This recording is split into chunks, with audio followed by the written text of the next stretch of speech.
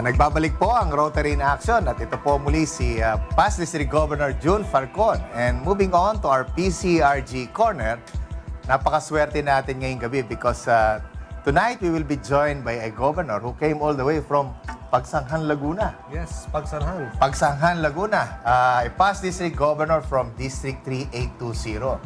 And presently, he is a member of the board of directors of the Philippine College of Rotary Governors, and at the same time, he is also the incumbent treasurer ng PCRG.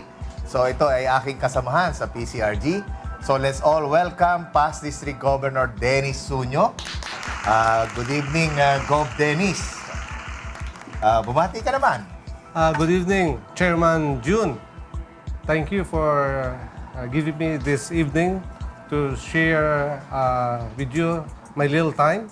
I would like to also to greet all the TV watchers, especially my wife Angie, who's watching us now. Angie, good evening. And of course to the members of RC Pagsanghan and District 3820. Magandang gabi po sa inyong lahat. Akala ko babatiin mo na rin si Governor Jojo de Guia, ang iyong Of governor. course. Siyempre, Yung nanonood dyan. Good evening, Gov. Jojo. At of course to spouse Vilma, good evening din po. Okay, Gov. Dennis, tayong dalawa ay naglilingkod ngayon bilang PCRG board members. Right, I right. remember, it was 1 year ago when we were elected, ano? And you are representing District 3820 at ako naman I represent District 3800. Ngayon, at the same time, you are the treasurer at ako naman I was elected as chairman.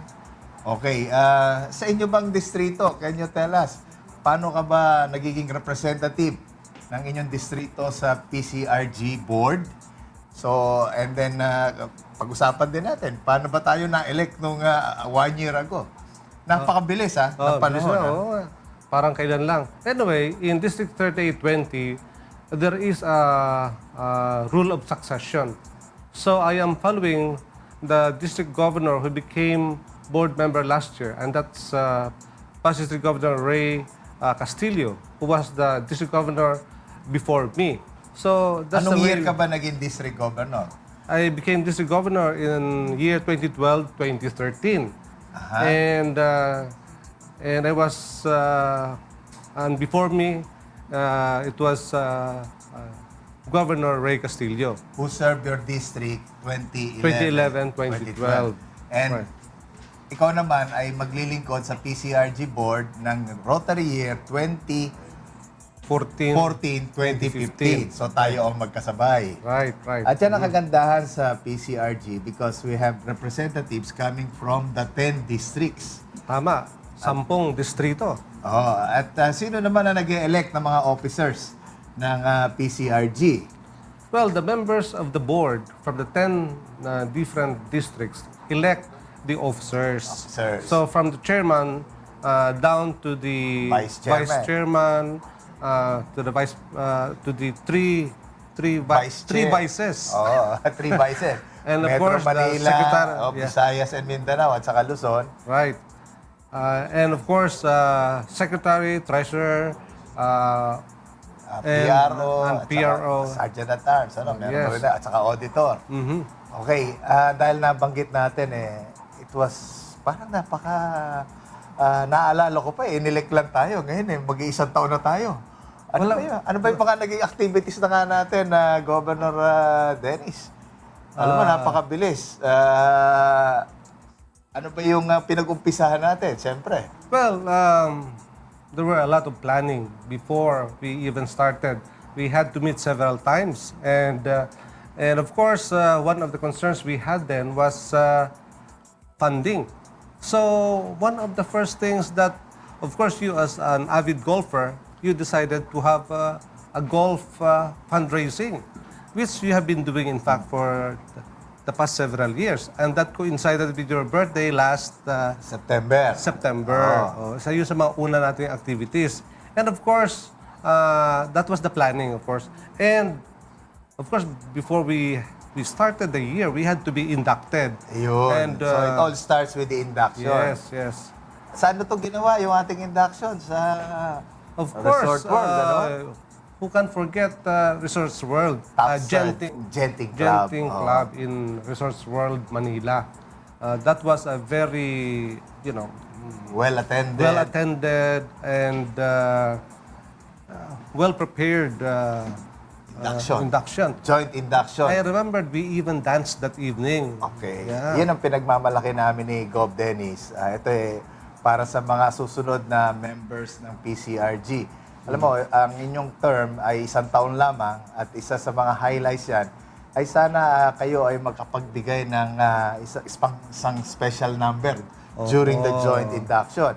At kami ni Gov. Dennis ay mga veterano kami ng isang sayaw, ano? At ang aming sinayaw ay hip-hop, modern dance, just to show that PCRG is keeping up with the times. Okay, I know that it's very difficult for the 10 districts, di ba, to be represented in the PCRG. Ikaw, coming from District 3820, alam ko napaka-challenging nung ating mga ginagawa sa PCRG kasi you're coming all the way from Pagsangan, Laguna, every time. 3.5 hours drive to 3.5 Manila. hours drive. Yung iba nating kasabahan, hindi ba? Merong taga Zamboanga, si James Macasyar, si Tess Navales, taga Cagayan de Oro, Iligan, ano? Right. Na sila ay lumilipad pa just to be with us. Si Digna Ragasa, PDG Digna Ragasa. From Bigan, who travels all the way from Bigan just to be with us to attend our meeting. And napakahirap, ano? It's really a great sacrifice to serve dito sa PCRG. Ikaw ba, ano bang iyong masasabi sa iyong role as board and treasurer? Well, to be a member of the board is first of all an honor. It's not, you're not being picked just like that. You have to become district governor first to become a member of the board. So, it's a great honor. And of course, with the honor, of course, comes responsibility. So, hindi naman siguro pwedeng member ka ng board, tapos nakaupo ka lang, nanonood lang. So, I feel that I had to be a very cooperative member of the board. A board member who is also a good follower of the chairman. Ayun. Yun ang ano doon. Parang may leadership, Oo, magaling talaga si Chairman Jun. He's one great leader and we truly appreciate the leadership and we know that he did so much for PCRG during this Rotary year. And nabanggit mo yung funding dahil ikaw ang ating treasurer. Nahirapan ba tayo sa pagpopondo ng ating mga projects? Alam nyo, ito yata ang pinakamadaling trabaho ko this year, yung treasurer. Kasi po, itong aming chairman, he made it so easy for us. Para ba ang dali?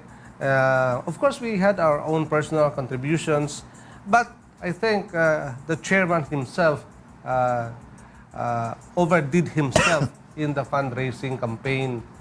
And we didn't have any problem at all in terms of funding for the rest of our year in PCRG. Siguro ang tamang term doon, Gov. Dennis, we really had teamwork. And everybody participated. That's why we did not have any hard time funding our projects. Yes, okay, yes. Gov, yung last activity natin, you played an important role, yung Philippine Rotary Concerns. Ikaw ang nagpasaya. Kasi ikaw ang MC nung huling part ng fellowship. Naalala ko and yun. Angie as well. And Angie, kayong dalawa. Husband and wife tandem. Oo nga. Meron pa ba tayong mga, alam mo, ang term natin hanggang June 30.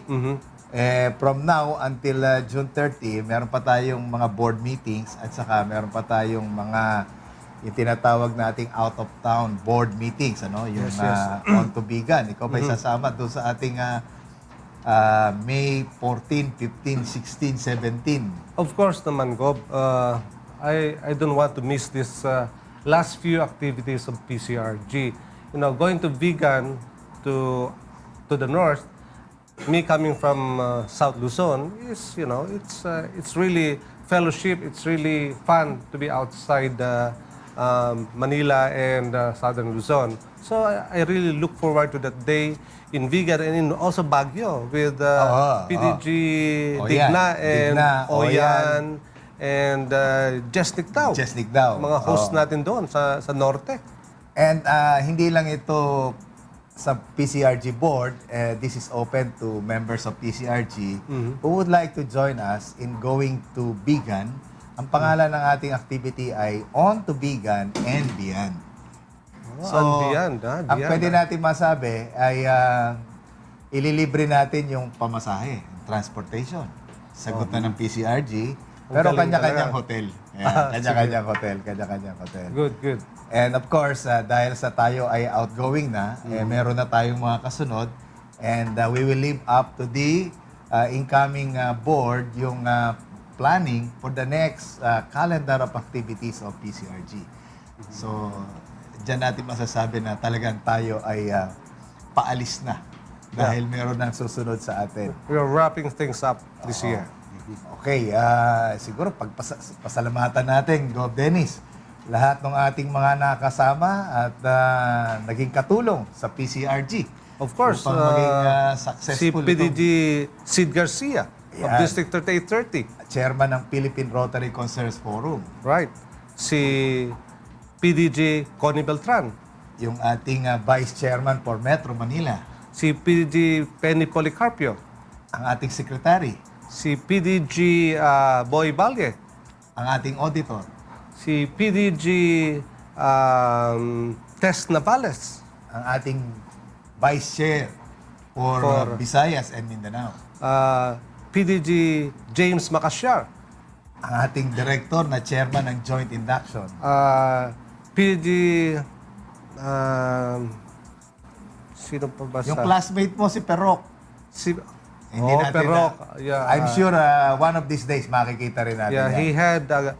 He had a year problems, of medyo mabigat yung mga dinaanan ni PDG Perok sa Visayas, sa Leyte at saka sa Ormoc. Sa Ormoc. Isa siyang victim ng Typhoon Yolanda.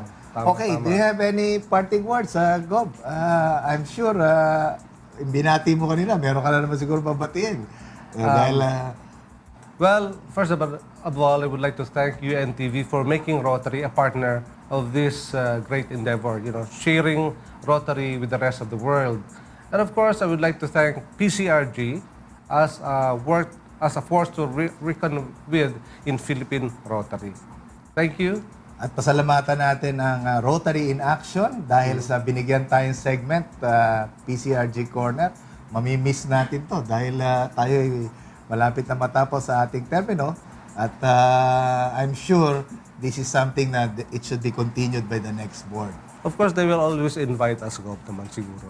Okay, maraming salamat our treasurer, Gov. Dennis, for being with us. And ikumusta mo ako sa ating napakagandang si Lady Angie. And of course, to Zenny. Good evening, Zenny. Nanonood John.